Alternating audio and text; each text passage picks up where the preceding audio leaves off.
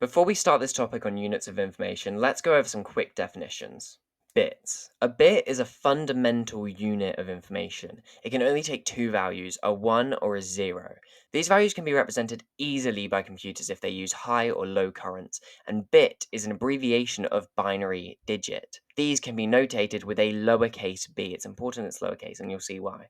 Now, there are also bytes, and a byte is a collection of 8 bits. So an 8-bit string is known as a byte, and these can be notated with an uppercase b. So now you should see why it's important that you use lowercase and uppercase. And then finally, there are also nibbles. These are sometimes also spelled with a y instead of an I, like bytes is.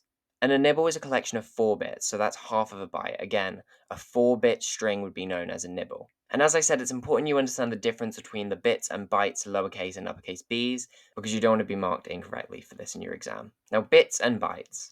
The more bits that are assigned to a number, the larger the amount of different values you can represent with those bits will be. So if you have an 8-bit string, you have 256 values that you could represent, using altering ones and zeros. But if you have a 16-bit string, you can represent 65,536 different values using just the altering zeros and ones.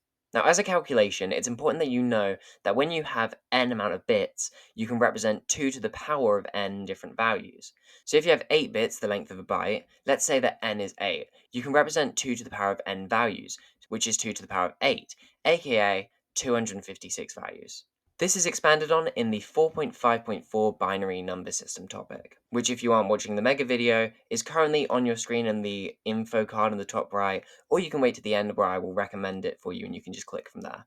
Now, units are an important topic as well. Quantities, which are the amount of something you have, can be described using binary or decimal prefixes. When you have quantities of bytes, you use binary prefixes, which go up in powers of 2s. So 2 to the power of 0 is 1, up till 2 to the power of 3 is 8, and so on.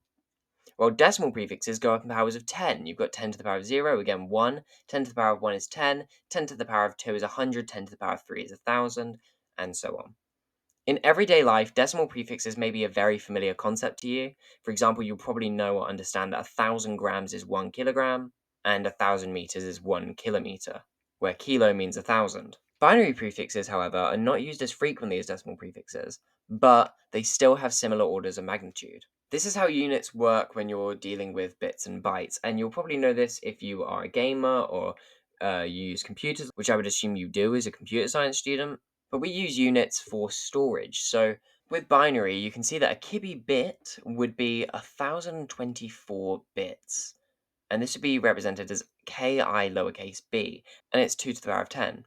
And you also have Gibby bit, which are gi lowercase b, and these would be 2 to the power of 30. So you can represent using 1,073,741,824 bits. On the denary side, however, you have kilobytes, which are 10 to the power of 3, so 1,000 bytes. You can also have megabytes, which are 10 to the power of 6, which are 1,000,000 bytes.